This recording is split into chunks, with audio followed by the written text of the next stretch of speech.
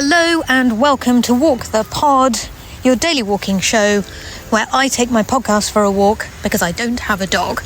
My name is Rachel Wheely, a human in the world, welcoming you along to a new series of walking episodes, one fresh new episode every day for the next 10 working days. And this month we are discussing the theme of rest. Brackets is resistance. What does that mean? Well, we're going to find out. I put a little video on my Patreon yesterday asking for people to let me know what rest means to them. And I had several responses, which I will put in subsequent episodes of the pod. But already I'm starting to understand that a lot of rest that you get involved with is active. Welcome to Walk the Pod.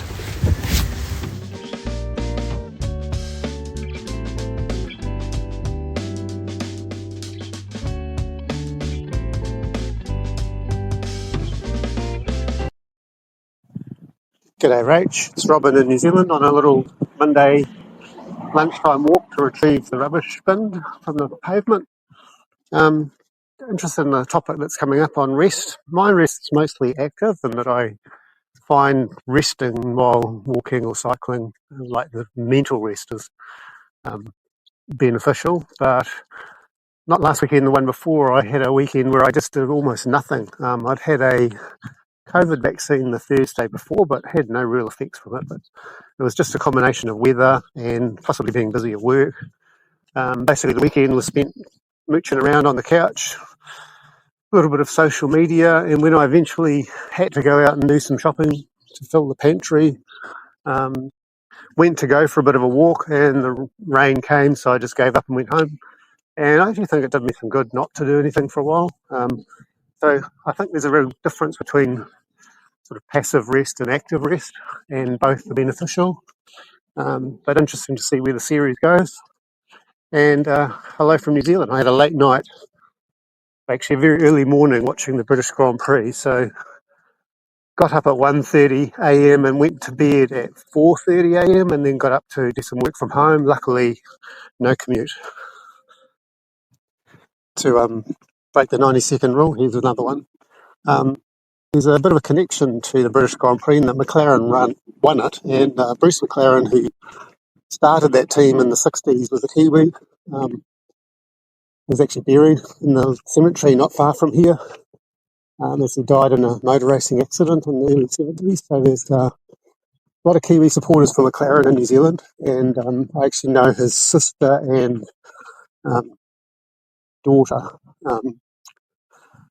So it's quite interesting to see. It was cool to see them win again. I don't really mind who wins, to be honest. What I can see in front of me, it's a suburban street. It's a lovely, clear, fine day. Clear blue sky with a few puffy clouds. Simpson sky, I guess. A bit of a breeze, but not too bad. And about 15 degrees, maybe 18.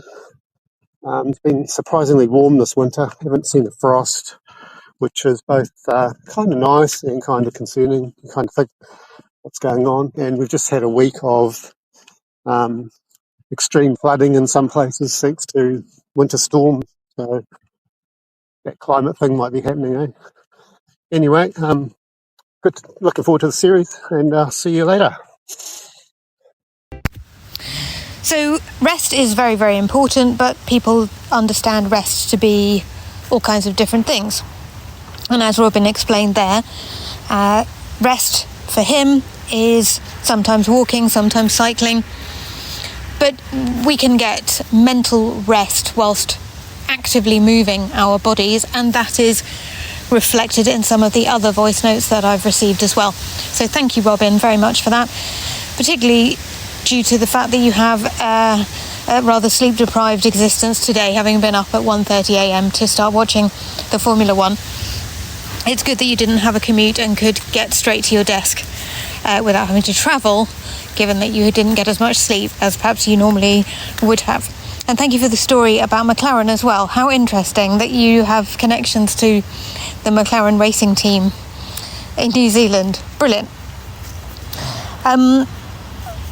I am looking forward to getting stuck into this topic, this series. As usual, I'm more interested to know what rest means to you than what rest means to me, because you have many more divergent perspectives on this than I will on my own. One person not having very many divergent perspectives usually, despite our attempts to think widely and broadly about things. Inevitably, we come round to the same things over and over again. So why might rest be resistance? Well, this is a rather intriguing and appealing idea which has been circulated on Instagram at least, if not other places on the internet, by an account called the Nap Ministry, which I love. Very into naps myself, love a nap. And they are firmly of the opinion that rest is resistance. And I suppose the most obvious way of looking at that is that we are all in a sort of a machine where we are rather hemmed in and restricted in terms of what we can do, in terms of where we are geographically and what resources we have available to us. And consequently, that means that what the system would like us to do is to work as hard as possible, for as long as possible, in order to produce as much as possible. And so therefore resting is resisting that. And when workplaces talk about how good it is to rest, what they're really saying is you must rest properly in order to maintain productivity. Which is a bit sad, isn't it, really, if the whole point of our existence is to produce as much as possible for other people.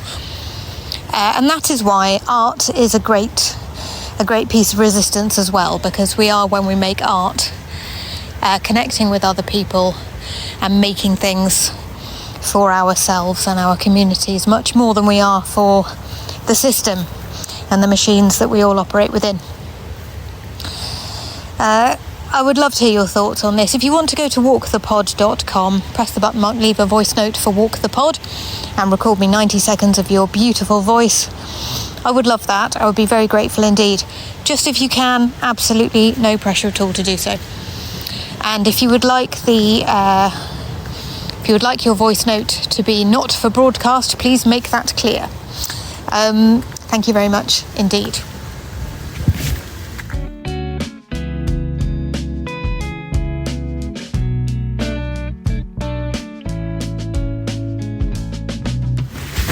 What can I see directly in front of me? Well, I'm in the park behind the hospital, as I so often am at lunchtime, and it's actually rather a nice day. Quite breezy, there's quite a lot of wind around, but also I can see brightly coloured painted metal work on the Tooting Gardens play space, both the gates and the fence surrounding all the play equipment, and the play equipment itself, which is very takes me on a nostalgia trip, because I used to bring my own little ones here when they were tiny tots. Nearly all of them are bigger than me now, but they were tiny tots once. And it's rather a nice day. Quite a few people strolling around. Not so many people sitting down having picnics today, because it's a bit too windy for that.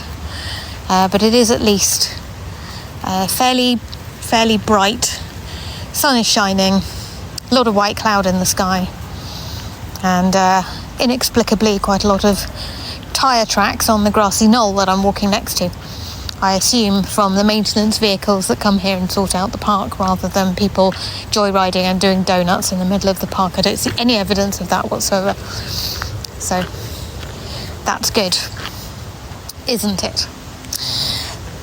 As usual on Walk the Pod, we are playing our weekly and daily walking challenges. If you'd like to play along, you can do so. You need to be on the Discord server for that. And today I've invited people to take a photograph or capture in words the closest flower pot to home.